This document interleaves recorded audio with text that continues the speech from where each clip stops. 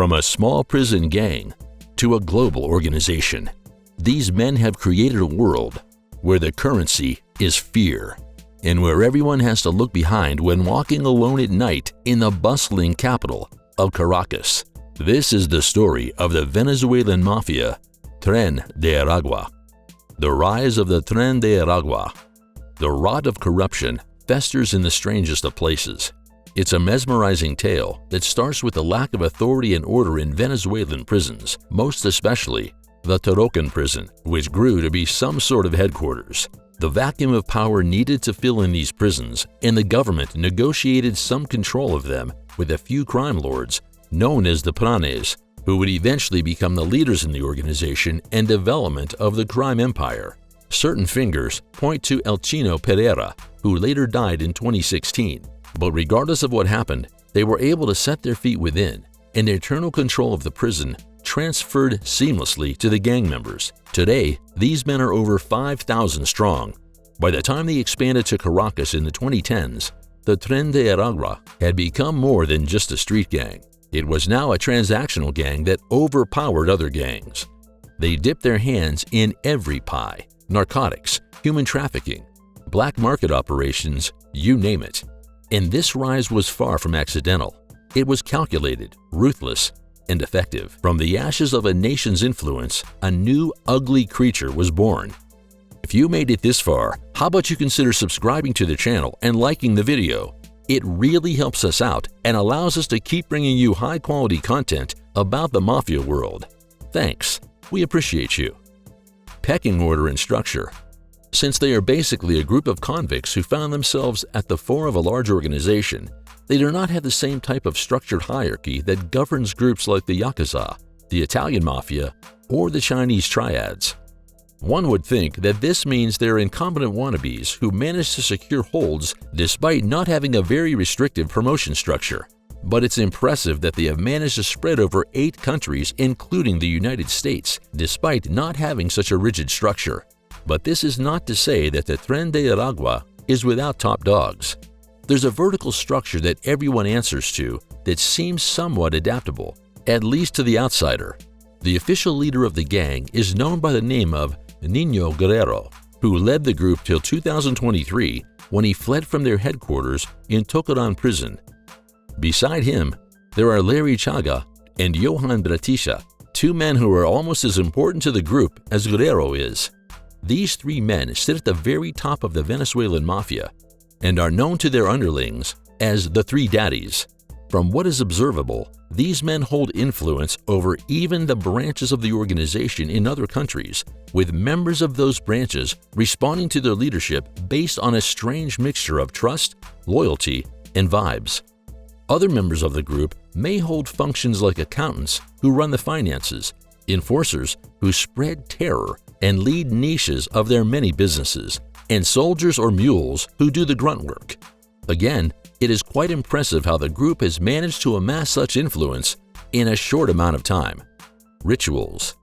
With a relative lack of rigidity in organizational structure, it is not surprising at all that the group does not have any rituals or initiation rituals that stick out to the general public.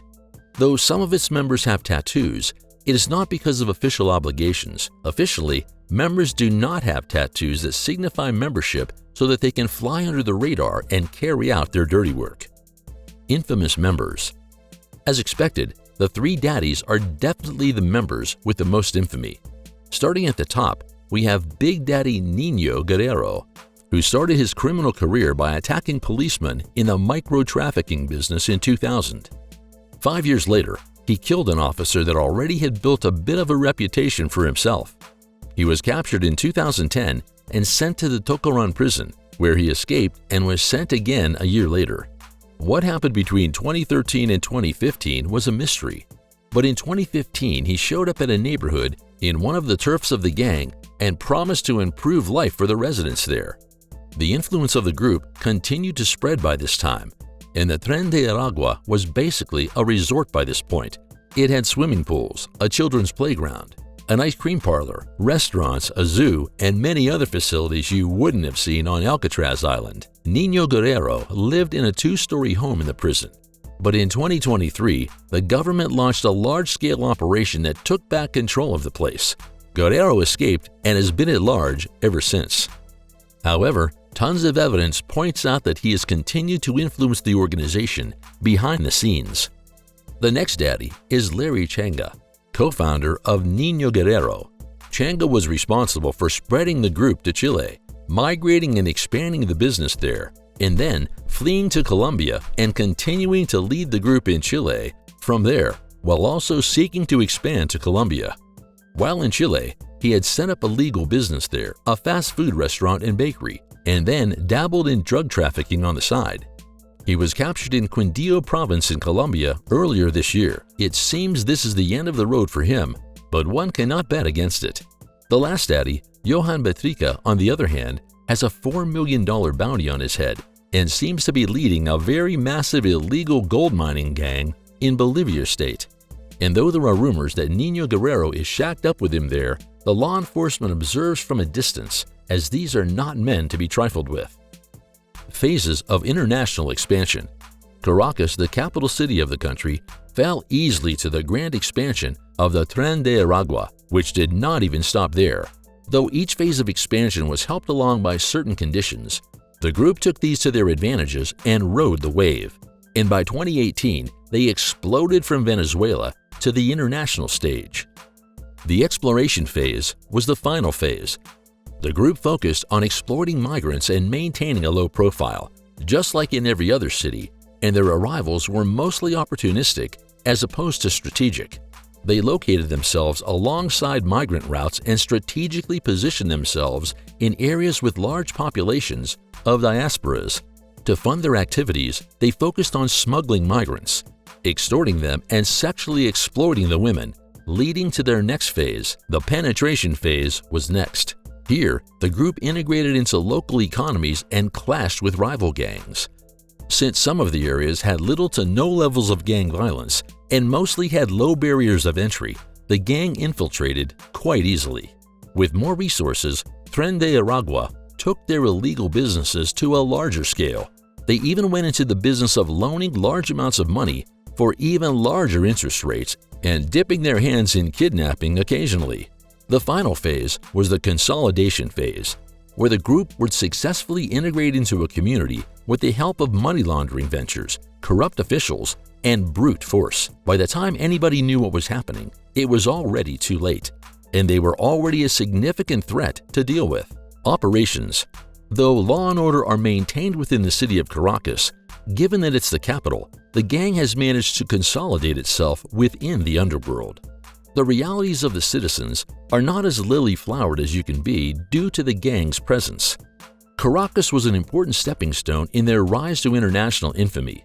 Initially involved in migrant smuggling, the gang took control of informal border crossings known as trochas along the Venezuelan-Colombian border. As migration surged due to Venezuela's economic collapse, Tren de Aragua began offering smuggling services, transporting migrants across Colombia and into other South American countries, and charging for transportation, accommodation, and food. Eventually, the gang's influence finally expanded into human trafficking. Their control of migration routes and infrastructure allowed them to integrate these operations on a regional scale. They established organized sex trafficking networks, recruiting victims through false job offers or romantic manipulation. When successful, they transported and exploited these women, forcing them into prostitution or online sex work. On the international scene, as their smuggling and trafficking operations grew, they began controlling large economies in host countries, especially targeting sex workers who were mostly vulnerable Venezuelans. They also expanded into extortion and loan sharking, taking over markets previously controlled by Colombian gangs. Now, the Mafia-like gang has successfully inserted themselves into countries like Peru, Bolivia, Colombia, Chile, Brazil, and the United States. Will the Tren de Aragua be able to maintain their power for long? Let us know in the comments below. And for more dark stories of the underworld, subscribe to the channel and ring the notification bell to never miss an update.